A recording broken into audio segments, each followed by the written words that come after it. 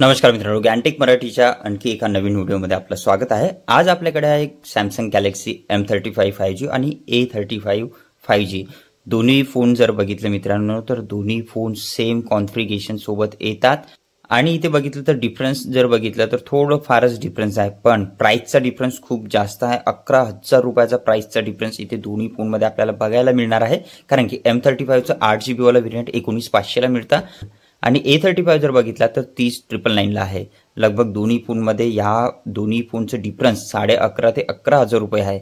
चला तर मग बघूया या दोन्ही मध्ये कोणता फोन बेटर आहे। तर पण त्याआधी जर तुम्ही चॅनलवरती नवीन असाल तर चॅनलला नक्की सबस्क्राइब करा आणि सोबतच बेल आयकॉनला सुद्धा। मित्रांनो, बॅक साइड मध्ये बघितलं तर हे दोन्ही फोन आपल्याला ट्रिपल रियर कॅमेरा आणि फ्लॅशलाइटच्या सेटअप सोबत येतात आणि बॅक स्ट्रक्चर जर बघितलं तर इथे आपल्याला ग्लास फिनिश मध्ये बॅक स्ट्रक्चर दिलं आहे A35 मध्ये आणि M35 मध्ये मॅट फिनिश। इथे सपोर्ट मध्ये आपल्याला cornering Gorilla glass fix protection या A35 मध्ये दिलेला आहे आणि M35 मध्ये असं नाही, बॅक साइड मध्ये नाही दिलेलं आहे। डिझाइन बद्दल जर बोलायचं ठरलं मित्रांनो तर डिझाइन थोडीशी प्रीमियम डिझाइन जी आहे हे A35 ची इथे मिळणार आहे आपल्याला बघायला आणि व्हॉल्यूमचं अप डाऊन ची जे बटन आहे त्यावरती सुद्धा बघू शकता थोडंसं असं वरच्या साइड मध्ये इथे आपल्याला फ्रेम उठलेली दिसत आहे। इकडच्या साइड मध्ये जर बघितलं तर मित्रांनो इथे आपल्याला व्हॉल्यूम अप डाऊन ची की पॉवर की मिळणार आहे। सोबतच M35 मध्ये जे आहे हे साइड माउंटेड फिंगरप्रिंट सेन्सर दिलेला आहे। वरच्या साइड मध्ये सेकंडरी माइक दोन्ही फोन मध्ये आहे आणि खालच्या साइड मध्ये speaker, type C charging port आणि माइकचं ऑप्शन। हेडफोन जॅक इथे नाही मिळणार आहे आपल्याला। इनहँडची जर गोष्ट केली मित्रांनो तर हा बॉक्सी डिझाइन मध्ये आहे A35 आणि M35 थोडासा कर्व येतो तर इनहँड मध्ये खूप कम्फर्ट येतो। पण वेटची जर गोष्ट केली तर वेट थोडंसं जास्त आहे M35 चं। M35 चं वजन 222 ग्रॅम आहे आणि A35 चं 209 ग्रॅम। थिकनेस बद्दल जर बोलायचं ठरलं मित्रांनो तर 8.2 mm ची थिकनेस A35 ची दिलेली आहे आणि 9.1 mm ची थिकनेस M35 ची आहे। डिस्प्ले जो आहे हा मित्रांनो दोन्ही फोन मध्ये डॉट पंचोल स्क्रीन सोबत आहे। सोबतच 6.6 इंचेसचा सुपर एमोलेड LCD दोन्ही फोन मध्ये आहे आणि मेन म्हणजे कॉर्निंग गोरिल्ला ग्लास विक्टस प्लसचं प्रोटेक्शन या दोन्ही फोन मध्ये दिलेलं आहे। A35 मध्ये तर बॅक मध्ये सुद्धा विक्टस प्लसचं प्रोटेक्शन आहे आणि M35 मध्ये फ्रंट मध्ये दिलेलं आहे।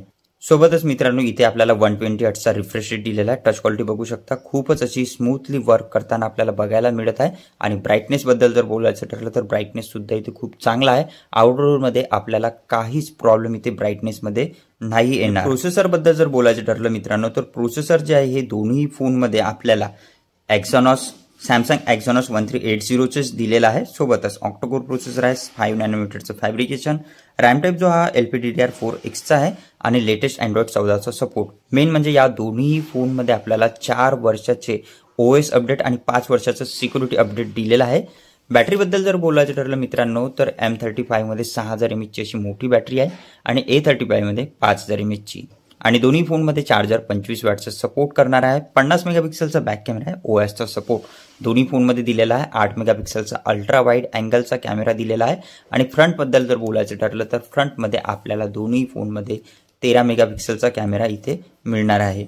मित्रांनो, कॅमेऱ्यामध्ये बघितलं तर दोन्ही कॅमेऱ्यामध्ये सगळेच ऑप्शन दिलेला आहे, जसं night mode, slow motion, super slow motion, single take, hyperlapse असे खूप काही ऑप्शन दोन्ही फोन मध्ये दिलेले आहे। मेन म्हणजे व्हिडिओ रेकॉर्डिंगची जर गोष्ट केली मित्रांनो तर व्हिडिओ रेकॉर्डिंग इथे आपण 4K HD आणि फुल HD मध्ये करू शकतो।